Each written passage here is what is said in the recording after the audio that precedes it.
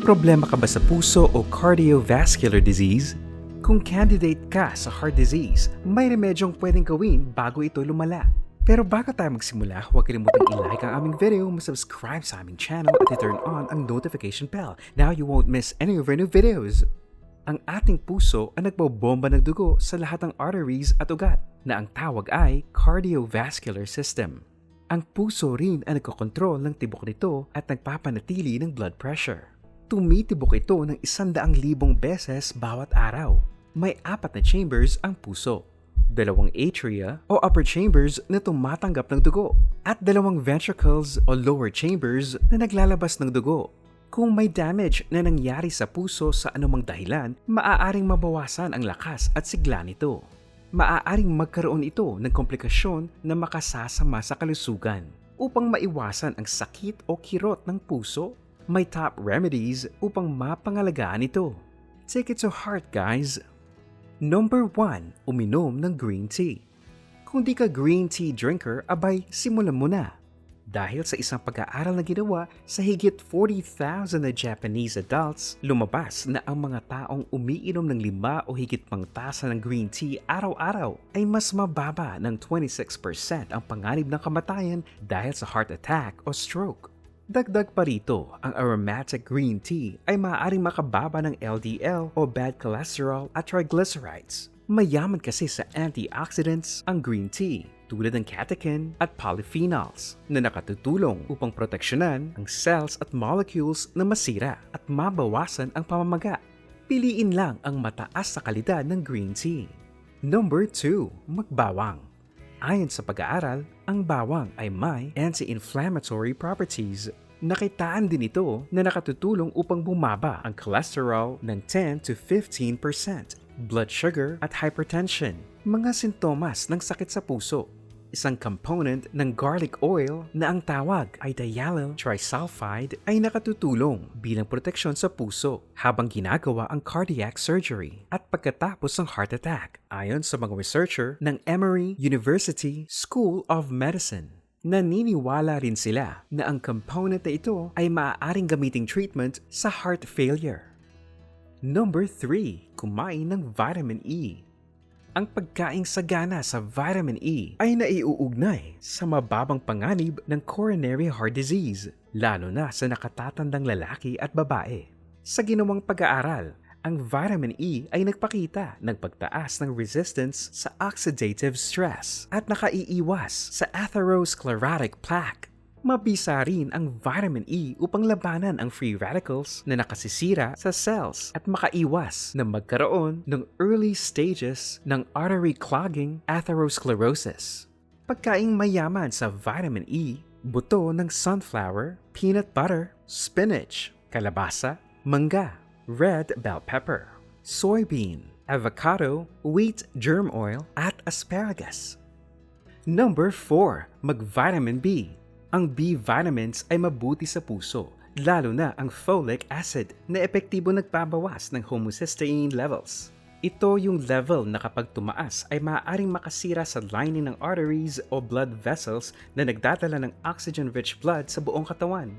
Nakatutulong ang B vitamins upang bumaba ang panganib ng sakit sa puso, lalo na ang stroke, peripheral artery disease at coronary heart disease. Pinatunayan ito ng Japanese researchers na ang pagkaing loaded sa B vitamins ay nakababawas ng problema sa puso at kamatayan dahil dito. Mga pagkaing siksik sa B vitamins: yogurt, green leafy veggies, manok, beans, tulya at tahong, karne, gatas, itlog, atay, salmon, baboy, at fortified cereals. O ayan ha, marami kang pagpipilian para hindi maging B deficient. Number 5, soybeans, yung buro tulad ng miso. Isang grupo ng researchers mula sa Japan ang nagpatunay na ang pag-consume ng fermented o burong soybeans ay nakapagpapababa ng panganib ng kamatayan by 10% kumpara sa mga kalahok na konti lang ang consumption. Mayaman sa protina, bitamina at minerals ang soybeans tulad ng vitamin K1 at K2 na maaaring makatulong kung may problema sa blood clotting. Naiuugnay din ang pagkain ng fermented soy products sa pagbaba ng blood pressure at panganib ng cardiovascular causes.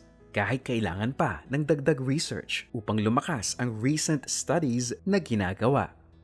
Number 6. Idagdag sa diet ang nuts tulad ng mani, almonds, kasoy at walnuts na tinaguri ang superfood for the heart. Sagana ang mga ito sa fiber, vitamins at minerals at phytochemicals na kilalang proteksyon sa kalusugan ng puso. Mayaman din sa healthy fats ang nuts na ang tawag ay monounsaturated fats at plant sterols na once makonsume ay pinapalitan ng bad fats na kinain tulad ng chips at cakes. Pinatataas din ng nuts ang protective HDL cholesterol at pinabababa ang high blood. Of course, in moderation ang pagkain ng nuts, lalo na kung may iba pang health issues. Number 7. I-check ang potassium. Nakatutulong ang potassium upang ang puso ay tumibok ng tama. Pero kung sobra-sobra ang potassium sa dugo, pwedeng maging dahilan ito ng sakit sa puso tulad ng irregular heartbeat. Sintomas ng irregular heartbeat, masakit na dibdib, kinakapos ng paghinga, feeling pagod, pinagpapawisan, parang may kabog sa dibdib, at mabagal o mabilis na tibok ng puso. Lahat ng sintomas na ito ay nagbibigay stress sa puso na pwedeng mauwi sa cardiovascular disease. Maaari ring mapunta sa heart attack kung hindi magagamot. Iwasan ang pagkain ng broccoli, saging, oranges, avocado, at iba pa na mataas ang potassium. Number 8. Ugaliing magsipilyo. May pag-aaral na nagsasabi na ang regular na pagsisipilyo ay nag-aalis ng bacteria na maaring maging dahilan ng gum disease at nagtataas ng panganib ng heart disease ayon sa Cleveland Clinic.